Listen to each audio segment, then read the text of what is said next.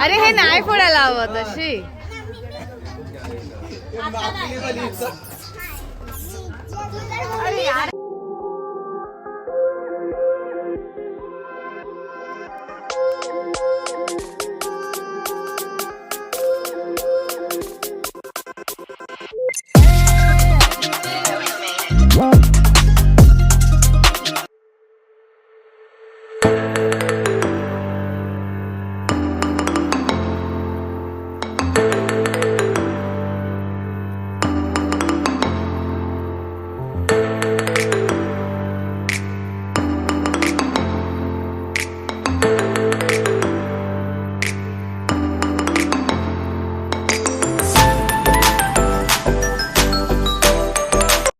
Hello नमस्कार मंडळी. तर आरवच्या ना पहिल्या बड्डेची पार्टी होती ही. म्हणजे बड्डे ॲक्च्युली आरवचा 22 नोव्हेंबरला असतो आणि पहिलाच वाढदिवस होता. पण बहिणीचं लग्न असल्यामुळे तो आम्हाला करता आला नाही. पण तिथे तिकडच्या म्हणजे आईच्या माहेरच्या लोकांनी ना सगळ्यांनी केक वगैरे आणला होता. तर मग तेव्हा आरवचा बड्डे सेलिब्रेशन झाला. तो ब्लॉग मी माझ्या चॅनलवरती ऑलरेडी अपलोड केलेला आहे. पण मुंबईला आल्याच्यानंतर त्याचा बड्डे करायचा असं आमचं पहिल्यापासून ठरलं होतं. कारण लग्नाच्या गडबडीमध्ये आम्हाला असं बड्डे तिकडे करता येणार नव्हता, म्हणून आम्ही तिकडे काहीच प्लॅनिंग वगैरे केलं नव्हतं.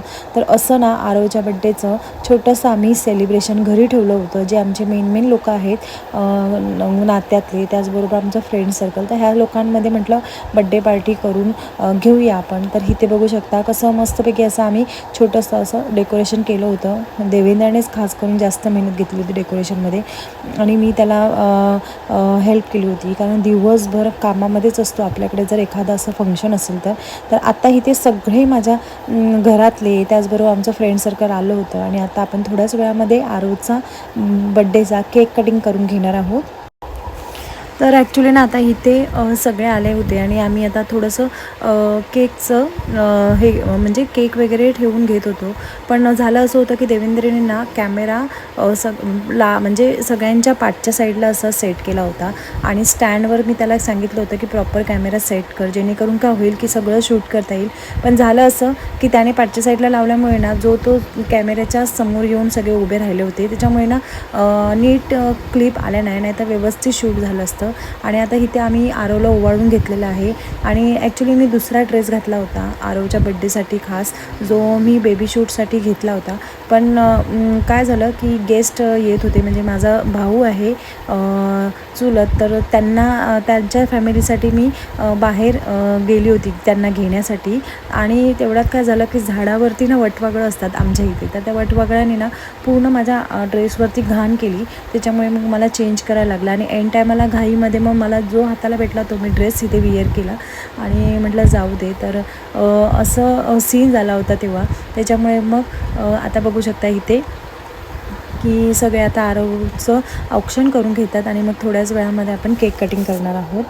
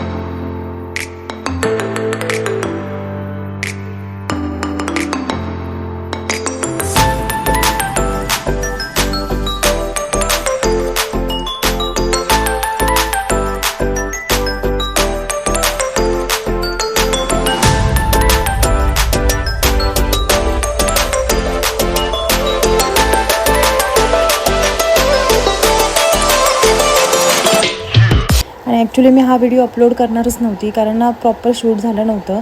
कॅमेरा सेट अशा ठिकाणी केला होता ना देवेंद्रने की जेणेकरून तिथून काहीच बघू शकता तुम्ही, सगळे मध्ये वगैरे येतात त्याच्यामुळे प्रॉपर दिसत नाही आहे. पण शर्विल खूप वेट करतो आहे की आरवच्या बड्डेचा व्लॉग येईल, आरवच्या बड्डेचा व्लॉग येईल आणि तो मला खूप सारखं बोलतो आहे. त्याच्यामुळे मी म्हटलं जसं आहे तसं ना त्याच्यासाठी खास करून मी हा व्हिडिओ अपलोड करते. तर बघूया आता थोड्याच वेळामध्ये आपण केक कटिंग करू आणि मग कसं होतं पुढे सगळं. तर असं काही बड्डे सेलिब्रेशन केलं होतं, पण घाई असल्यामुळे ना नीट शूट करायला जमलं नाही, कारण मी आणि देवेंद्र त्याचबरोबर सूरज वगैरे म्हणजे देवेंद्रचे भाव वगैरे होते तर ते लोक हेल्प वगैरे करत होते. सो मग जी लांबची पाहुणी होती ना त्यांना पहिलं जेवायला वगैरे दिलं आणि मग सगळे मस्तपैकी असे जेवून वगैरे गेले. तर आय होप असा हा छोटासा ब्लॉग होता, तुम्हाला नक्की आवडेल. तर ही आहे विपुलची मुलगी जी आरवबरोबरची आहे, म्हणजे आरवच्या 1.5 महिन्याचा फरक आहे दोघांमध्ये. तर अशी ती क्यूट आहे, तिचं नाव आहे वरदा. तर आता इथे सगळे जेवून घेत आहेत. त्याचबरोबर म्हटलं हा छोटासा व्लॉग शेअर करूया तुमच्यासोबत. तर आजचा हा आपला व्हिडिओ आहे ना इथे सेंड करूया आणि ह्या वर्षातला हा शेवटचा व्हिडिओ होता आणि हा व्हिडिओ 31 डिसेंबरला मी अपलोड करते. तर सगळ्यांना happy new year in advance आणि भेटूया मग नवीन वर्षामध्ये नवीन व्हिडिओ.